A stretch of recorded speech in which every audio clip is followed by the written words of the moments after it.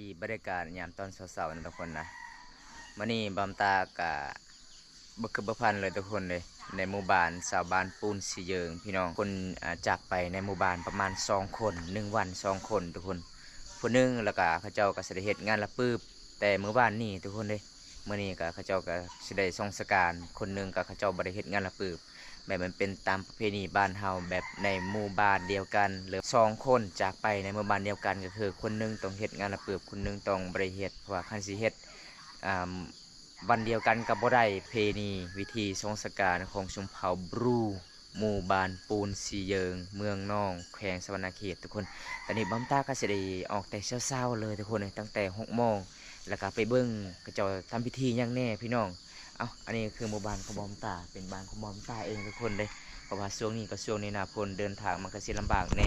ก่อนสิเข้าหมู่บ้านเบิ่งทุกคนเส้นทางเห็นบ่โอ้ขี่โตมโคตรลายเลยไปบ่ได้เลยทางนี้พี่น้องบอมตาก็ต้องออกทางนี้พี่น้องเพราะว่าหมู่บ้านปูนสีเยิงก็ไปทางพูนพี่น้องจังใดก็ไปติดตามรับชมน้ำกันพี่น้องเลยเมื่อนี้ก็ไปเบิ่งประเพณีที่12ของ14ชมเผ่ามองกองหมู่บ้านปูนสีเยิงเมืองนองแขวงสวรรณเขตเขาเจ้าทรงสการเฮ็ดงานละปืบทุกคนไปนำกันเลยโอ้สุดยอดเลยทุกคนเส้นทางเข้าเพื่อนบ่าวบนตาไปบ่ได้เลย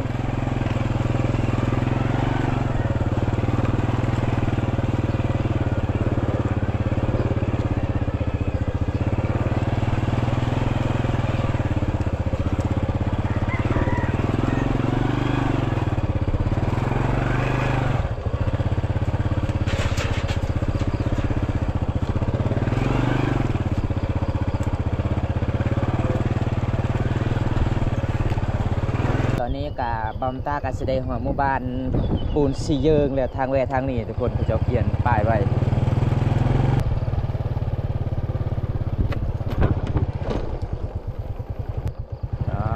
ก่อนสิเข้าหมู่บ้านเจ้าเส้นทางที่ตมมันเลยกันในนาพ้นก็ไปบ่ได้ทุกคนห้วยนี่พี่น้องห้วยปูนนี่มันจะท่วมหลายเลยเพราะว่าน้ำมันมาจากภูเขา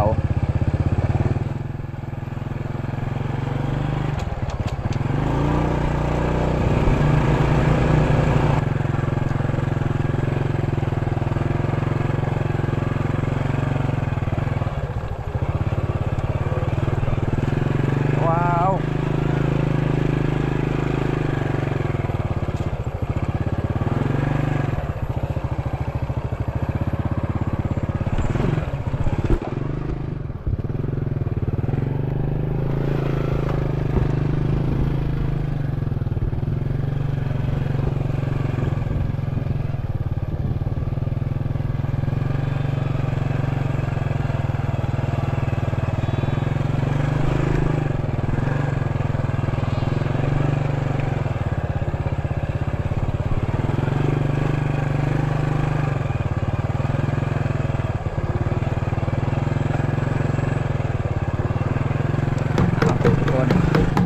ตอนนี้กับบรรยากาศยามตอนเช้าเลยเขาเจ้าก็แสดงกาเกียม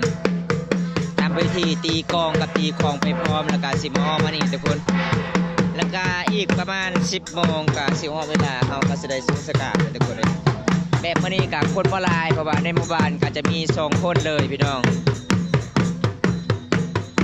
เพราะว่าจุดนี้เป็นจุดที่เขาเจ้าก็แสดงเฮ็ดงานระเบิดจุดนึงกับเขาเจ้าก็บ่ได้เฮ็ดเพราะว่าเฮ็ดมือเดียวกับบ่มีไผตีกองก็เลยเขาเจ้าก็จะได้เฮ็ดย้อนหลังทุกคนเลยอันนี้เป็นตามประเพณีของบ้านเฮาเด้อพี่น้องอันนี้หมู่บ้านปูนสีเยิงเมืองนองแขวงสวรรณเขตทุกคนเอาทุกคน ก็แสดงมาฮอดจอดเทิงบนจุดที่เขาเจ้าก็แสดงเฮ็ดงานระเบิดอันนี้ก็คือเป็นอ้ายคนที่จากไปพี่น้องเดี๋ยวบอมตาก็สิได้ถามข่าวๆเรื่องราวมันเป็นจังไดมาจังไดพี่น้องสวัสดีเด้อ สบายดี อันนี้คือน้องสายบ่ แม่นสายล่ะ เล่าบ่สบายจังมื้อเลย เราบ่สบายซ้ำมื้อ 3มื้อ แม่น เราเป็นหยัง แบบคนบ้านนอกเอิ้นว่าทึกเครื่องเขาว่า ถึกวานเนาะ แม่น โอ้ทุกคนเลยอันนี้คือสาเหตุที่น้องสายเพิ่นจากไปก็คือแบบบ้านเฮาเอิ้นก็ถึกเครื่องบางคนก็เอิ้นวานเนาะถึกวานทุกคนถึกของเขาทุกคนนี่อายุจักปีเลยแล้วนะ อายุ26 2ปีนี้เนาะ แม่น โอ้ทุกคนเลยบอมตาก็บ่คือบ่พันเลยพี่น้องเห็นอ้ายเพิ่นไลฟ์สดก็เลยเห็นเมื่อคืนนี่บอมตาก็แสดงสงสการบ้านแกงกะลองวันนี้ทุกคนก็เลยกลับมาเมื่อเช้าทุกคนเลยขอแสดงเสียใจนำหลายๆทุกคนเลยบ่คือบ่พันเลยพี่น้องอายุยังน้อยอยู่เนาะ แม่น เขตชนบ บ่ ท ได้มี ลาวไปใช้คือถูกของเขานะ บ่ฮู้ว่ามันถึกอยู่ไสเพราะว่าเด็กน้อยเนาะวัยรุ่นเขาก็ไปเล่นเนี่ยนะ ไปทัวร์เนาะ ในตัว โอ้ จักอยู่บ้านเองหรือว่าบ้านอื่นเฮาก็บ่ฮู้ โดยราคาประมาณจักโมงจึงฮอดสงสการ สงสการมื้อนี้ โดย ประมาณ11โมงเพราะว่ามื้อนี้มี2ศพอยู่บ้าน โอ้อยู่บ้านบ่ แม่น โอ้ อยู่นี่ศพหนึงคุณศพหนึง อยู่พุ่นเขาแค่ละเปิบอยู่บ่ ก็บ่ได้เฮ็ดเขางานเอาเพราะว่าเฮาเฮ็ดแล้ว บ่มีคนสิตีกลองเนาะอ๋อทุกคนเลยอันนี้ก็คือเป็นหมู่คู่ของบอมตาพี่น้องกันทุกคนเลยถ้าผู้ใดใจดีเรียกว่าถ้าผู้ใดสงสารอยากทำบุญกินทานนำกันก็สามารถติดต่อทางบอมตาได้เดี๋ยวบอมตาก็สะพานให้ทุกคนนี่คืออีเมลพี่น้องเพราะว่าครอบครัวเขาเจ้าก็เป็นครอบครัวที่คลาดเคลื่อนหลายเกินสานบ้านซองมันก็สิพังมันก็สิล่มแล้วทุกคนเลยพี่น้องบ่คือประพันธ์เลยทุกคนว่าสิเป็นครอบครัวพี่น้องของบอมตาเองเด้อพี่น้องวันนี้ก็คือบอมตาเขาเสียใจนำหลายๆเลยทุกคน อันนี้คือสาบานเขาเจ้าก็จะได้กินทานซอยกันเล็กน้อยแล้วทุกคน บางคนก็มี10-20,000ก็ซอยแบบนี้แล้วทุกคน บางคนก็เอาข้าวสารไปฟอร์ม คือบอมตาก็จะได้กินทานกับประมาณ100,000กีบซอยเขาเจ้าเล็กน้อยทุกคนเลยได้ทำบุญทำการแบบหากันไปมาเพราะว่าจะเป็นเฮาเดินทางเหนือทางใต้ก็คือให้ปลอดภัยเด้อทุกคนเลย เป็นตามประเพณีชนเผ่ารูมังกรที่12ของ14ชนเผ่า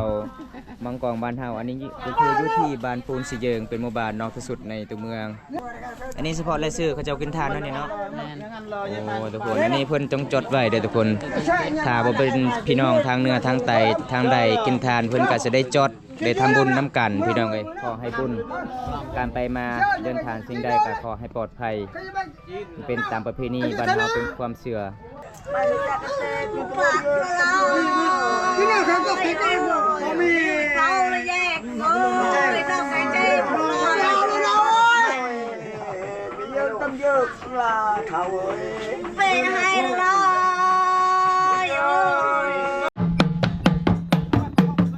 อันนี้แมงขั้นตอนที่2ทุกคนกะไก่ซีฮอดกระเจ้ากะช่องสกัดเด้อทุกคนเลยอันนี้เคยกกเคยกามเจ้าต้องมามัดเพอยู่ในคอทุกคนเลยแล้วก็มีผู้สาวมาเย็นเราให้สนุมที่ตีกองตีคอแล้วก็เท่าแก่พญาบาลเพิ่นก็แสดงน้ำพาไอ้น้องสาวนุ่มหลายๆคนเพราะว่าประเพณีบ้านเฮากะปะบ่ได้พี่น้องคันบ่เฮ็ดก็มันก็บ่มีเหตุว่าจะเป็นยามในหน้าฝนว่าจะเป็นยามขี้ตกก็ต้องเฮ็ดต้องคอยตีคอยเฮ็ดแบบนี้ล่ะทุกคนเลย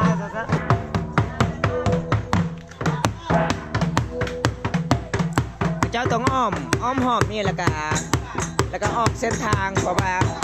หอบพิธีแบบเฮาก็สิได้ไปส่งให้คนที่จากไปขึ้นสมันสันผาไปดูดีเอาทุกคนตอนนี้ก็คือเขาเจ้าก็สิได้พักผ่อนก่อนเพราะว่าหอบที่นึงก็สำเร็จแล้วเขาเจ้าก็มาตียังรอถ่ายอีกขั้นตอนคือขั้นตอนสุดท้ายเลยทุกคนเขาเจ้าก็สิได้กะเกียมสงสการเพราะว่ามื้อนี้เขาเจ้าก็สิได้สงสการแบบตั้งแต่เช้าๆเพราะว่าในหมู่บ้านก็จะมี2คนเลยทุกคนเลยมี2คนจากไปในหมู่บ้านอันนี้คือทางเท่าแก่ในโฮมเขาเจ้ากำลังสิกะเกียม เฮ็ดศีลงัวแบบตอนฮาบแขกบ่ว่าจะเป็นทางเหนือทางใต้ทางใดมาร่วมงานละเปิดมื้อนี้เขาเจ้าก็กินน้ำกันเป็นความสามัคคีเป็นตามประเพณีเฮ็ด12ของ14ทุกคนมื้อนี้เขาเจ้าต้อนรับก็จะมีงัวตัวหนึงแล้วก็มีแบะตัวหนึงพี่น้องไปทางพูนเขาเจ้าก็กำลังกะเกี่ยวยังสิทำพิธีก่อนทุกคนตอนนี้ก็คือมีคนหนึงเขาเจ้าก็สิได้ไปก่อนเลยพี่น้องเพราะว่าทางนี้ยังทุกคนทางนี้ยังอันนี้เขาเจ้าไปก่อนเพราะว่าคนผู้นี้เขาเจ้าก็บ่เฮ็ดงานละเปิบเลยทุกคน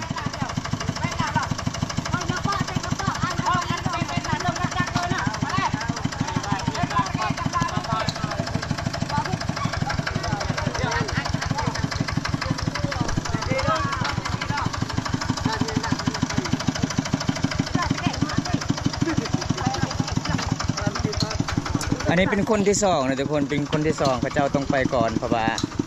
อันนี้เขาเจ้าก็บริเฮ็ดงานละเปิบมีแต่เขาเจ้างานอย่างเดียวทุกคนเขาเจ้าก็เลยไปส่งก่อนพี่น้อง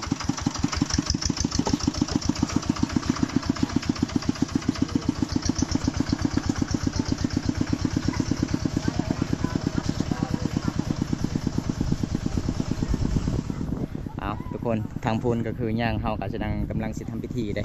แต่ส่วนทางนี้เขาเจ้าก็เริ่มไปแล้วพี่น้องเลยวันนี้ก็พืชประพันธ์เลยทุกคนว่าในหมู่บ้านปูนสีเจิงเขาก็มี2 คนเลยทุกคนแต่คนที่เขาเจ้ากับบ่เฮ็ดงานละเปิบเขาเจ้าต้องไปส่งก่อนเด้แต่เฮือนหลังนี้เขาเจ้าเฮ็ดงานละเปิบเขาเจ้ายังบ่ทันได้ไปส่งเพราะว่ายังบ่ฮอดเวลาทุกคนเนี่ยเขาเจ้ายังทำพิธีหลายๆพิธีพี่น้องจึงเฮาไปส่งได้ทุกคนจากที่เขาเจ้าก็สิได้ส่งสการแล้วคนหนึงก็คืออีกคนที่เฮ็ดงานละเปิบยังบ่ทันได้ส่งเขาเจ้ายังสิตีกลองต่อทุกคนเป็นสุดท้ายเลยเด้พี่น้อง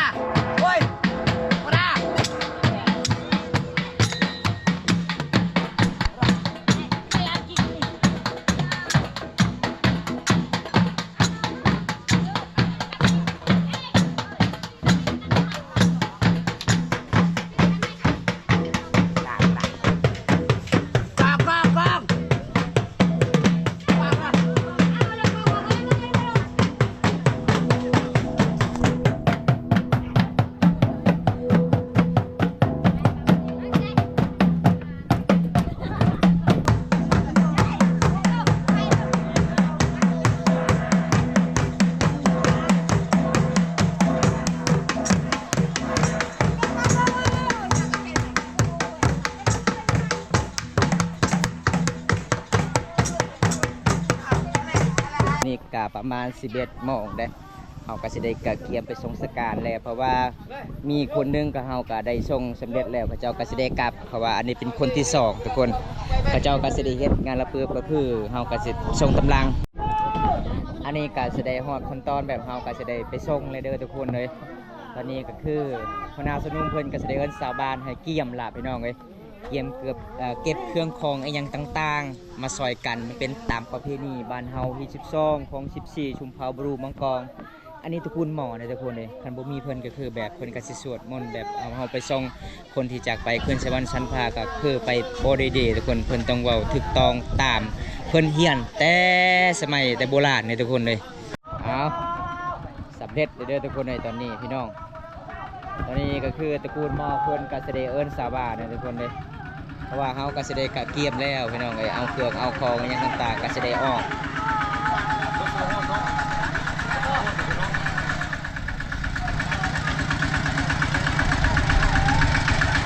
แต่ว่าเคยขึ้นเข้าตัวบ้านมีคนที่ใช้รถบ่ได้ต้องล่ำได้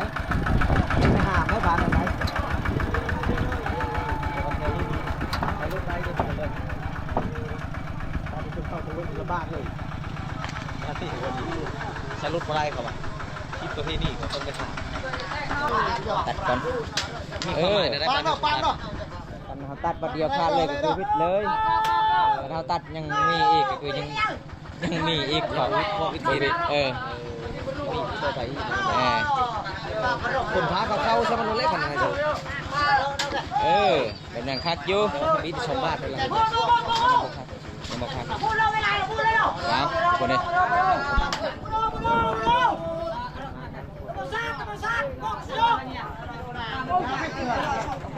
ใช่ไหมนี่มันเล็มๆไม่ได้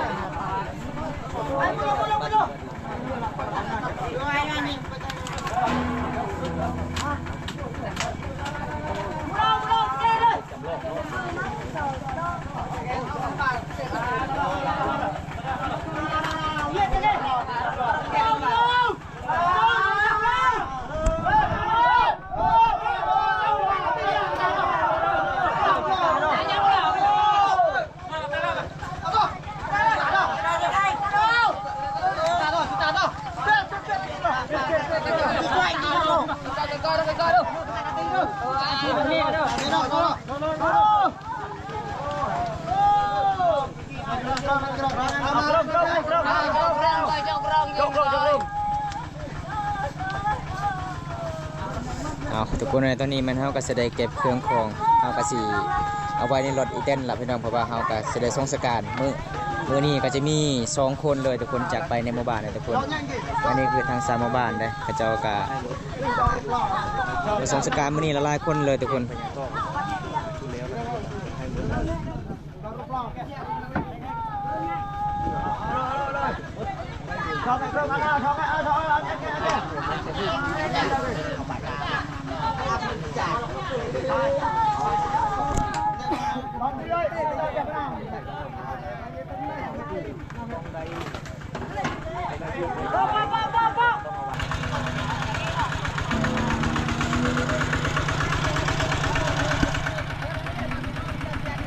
Cái quay đó,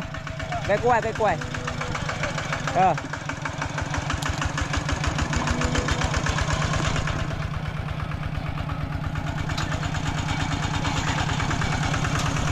Đó, con này, tụi mình hao ca sẽ đây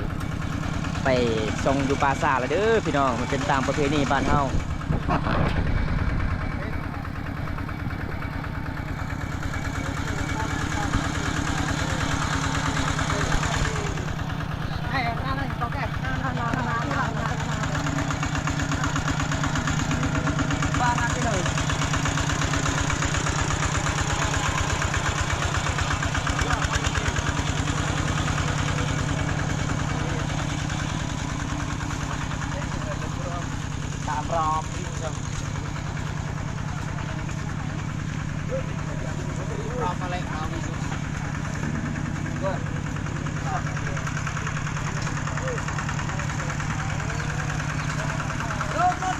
อันนี้ก็มันเป็นตามประเพณีบ้านเฮาเป็นตามความเชื่อของชนเผ่าบรูมังกรเลยทุกคนวันนี้ก็คือบอมตากาเสด็จทรงสการนางพระเจ้าอยู่ที่บ้านปูนสิเยิงเมืองนองแพสนาเขตเลยทุกคนเลยหลังจากพระเจ้าเฮ็ดงานละเปิบเพราะว่าคนคนนึงพระเจ้าก็บ่ได้เฮ็ดงานละเปิบแต่มื้อนี้เบิดพระเจ้าไปทรงสการทุกคนดูไปดอตะปีสกาตะมาดูไปดอตะปีจ้ะตึ๊บ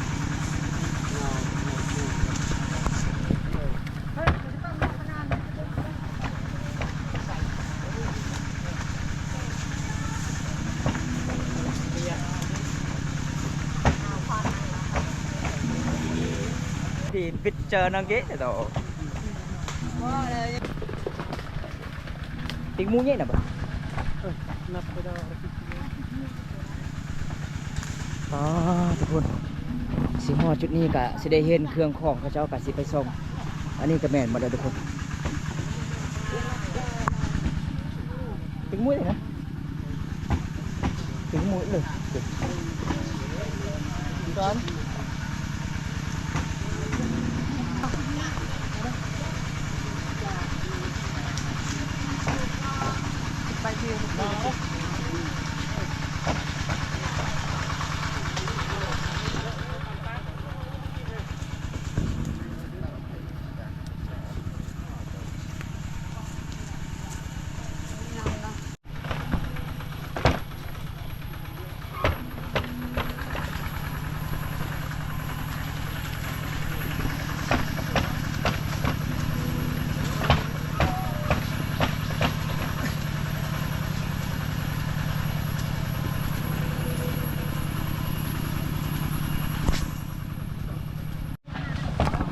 ทุกคนตอนนี้ก็สิได้ฮอดแล้วเด้อพี่น้องสิได้ฮอดจุดหมายปลายทางบ้านเฮาก็สิได้ไปส่งแล้วทุกคนอันนี้เป็นตามความเชื่อของแต่ละชนเผ่ามังกรบ้านเฮาเด้อทุกคนคันบ่เฮ็ดแบบนี้ก็มันก็บ่ไหวทุกคนแต่หมู่บ้านนี้ก็จะมีเส้นทางรถเข้าได้ก็เลยก็เจ้าใส่รถขับบ่มีรถเข้าได้ก็เฮาต้องห้ามเอาเลยทุกคนต้องห้ามเอาเด้อพี่น้อง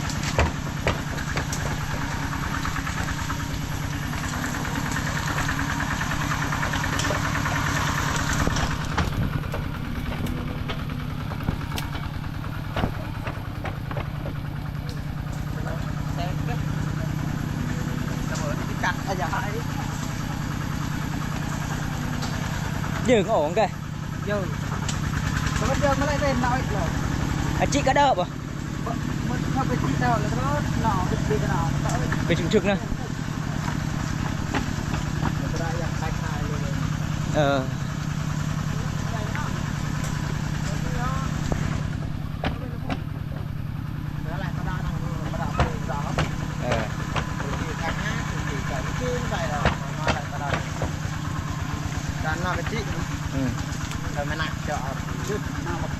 tao tao ôm một từ ngày hả động tụ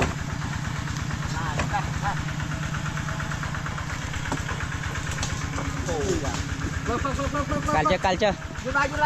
thôi bay thôi lại chỗ này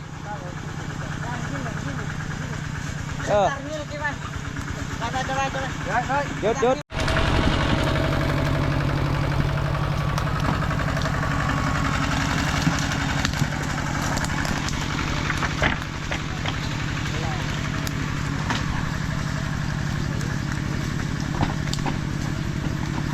tiền ghế lấy sao xí chứ mông tạp phát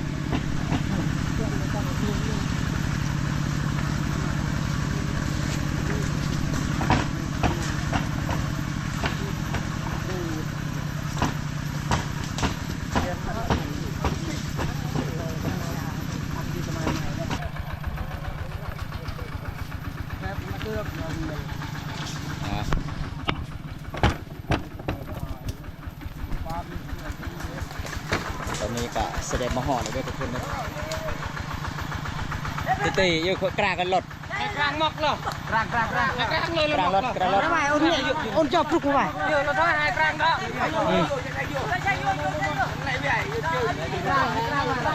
กลางเราเลือดเชือกกลางตัวหนึ่งเลย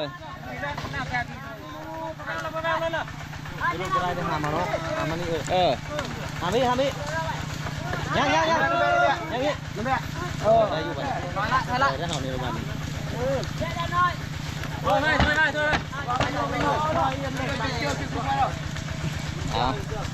ตอนนี้ก็เสด็จมาฮอดแล้วเด้อทุกคนเดี๋ยวผมตาก็เสด็จไปเบิ่งบองเจ้าก็เสด็จขุดก่อน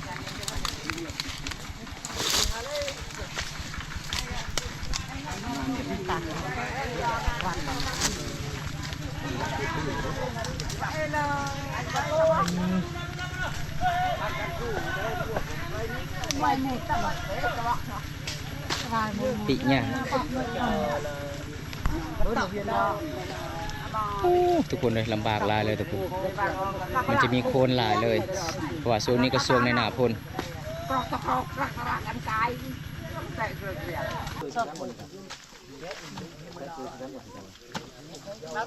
มุดโทรหา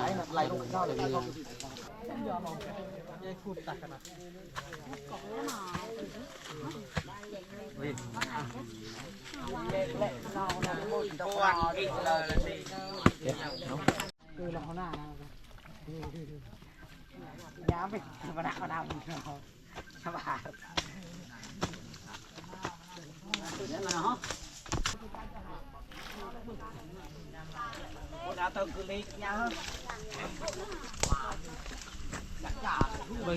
คนกระนาเติมตะคุยเจ้าก็ไปตะคุยเราหรือ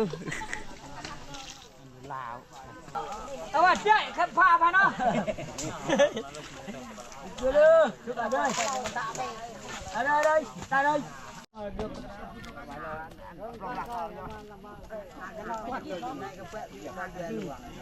tuần mình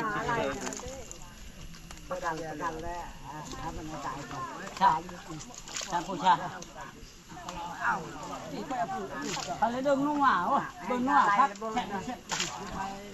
đây cái chuột cái khe nuôi đây cái chuột phụ bờ nuôi bờ cái nát cá treo kia đường hết bồn bằng hạ nó không bọc nhà thôi à sọc rồi chưa chưa này năng tạm qua cho mọi cái giọt dùng giọt cái giọt vậy nóจะไปโปรโปรต้าnó là phải rụt đi mà nó bực như nè hànhทุกอย่างลำบากแต่หมายถึงบึกเงี้ยนะให้บึกเงี้ยนะเอ้ยบ้าทุกคนในตอนนี้ก็สิแล้วเลยพี่น้องเขาเจ้าก็จะได้ขุดคุมเพราะว่าขุดคุมมันก็สิยากเนี่ยคนก็ตกมือวันมือซื้อนี่ก็เลยเวลาเขาขุดมันก็จะเป็นน้ำหลายทุกคนจนสระเอาเลยพี่น้อง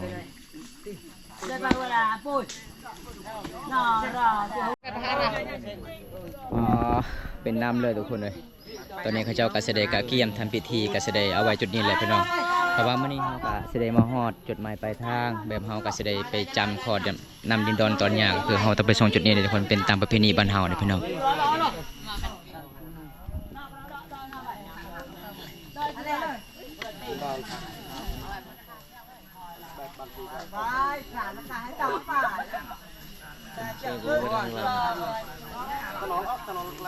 ใช่กับลูกว่าใช่ใจเย็นเย็นเย็นไปเลย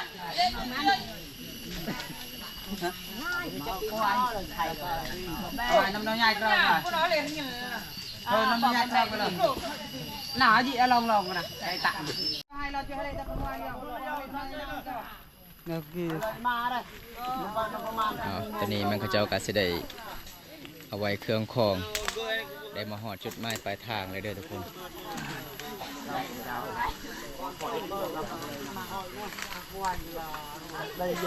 อ้าวแค่นี้แค่ก่อนพี่แกเต้นโรมากระเยาหรอแรงเยอะไปให้ตามกินกันpala jauh sama kila nak kerap abang abang kita tahu abang kita tahu aja satu gua boleh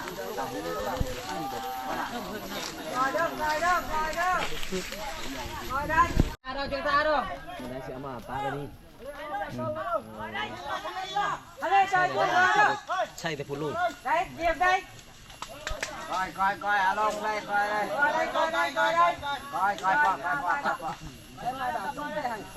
para yang ni đây xanh hả nó ơi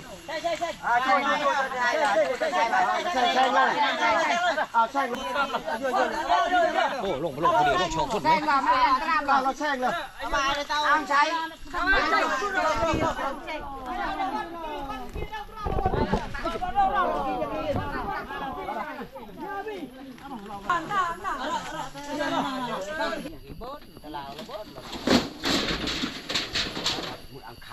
Kan kurui noi yang. ตอนนี้เขาก็สิได้ไปส่งหอจุดหมายปลายทางเลยทุกคนเลยตอนนี้มันเขาก็สิได้กลับบ้านก่อนพี่น้องวันนี้ก็คือบอมตากับบุ้งยังหลายสิบหาย FC ได้รับส่งแบบบ้านหอสงสการวันนี้บอมตากับไปสงสการอยู่ที่บ้านปูนสีเยิงเมืองนองแขงสวรรณเขตมือนี่ก็จะมี2คนโดยทุกคนก็จะเสียชีวิตในหมู่บ้านปูนสีเยิงในคนแล้วก็คนหนึงผู้เสียก่อนเขาเจ้าก็จะเฮ็ดงานละเปิบเพราะว่าผู้เสียตำลังกะเขาเจ้ากับบริเฮ็ดงานละเปิบเพราะว่าบอมตากับบริทายตอนเขาเจ้าก็สงสการแบบคนที่1ทุกคนอันนี้เป็นคนที่2ตอนนี้ก็ฮอดเวลาประมาณ1 โมง 2 โมงแล้วทุกคนเฮาก็สิได้กลับบ้านแน่เพราะว่าเฮาก็สิได้มอบทางดินดอนตอนหญ้ามันเป็นตามประเพณีบ้านเฮาที่12ของ14ชุมเผาบรูมังกรก็ประมาณช่วงนี้เราทุกคนได้สงสการของชุมเผาบรูได้เอาจะได้บอมตากะโจกไว้ช่วงนี้ก่อนพี่น้องใครอยากรับชมคลิปต่อไปกะบอมตากะอัปเดตให้ FC ได้รับชมคลิปต่อไปพี่น้องคลิปหน้าพบกันใหม่ขอกล่าวคำว่าสบายดีเด้อทุกคนบ๊ายบาย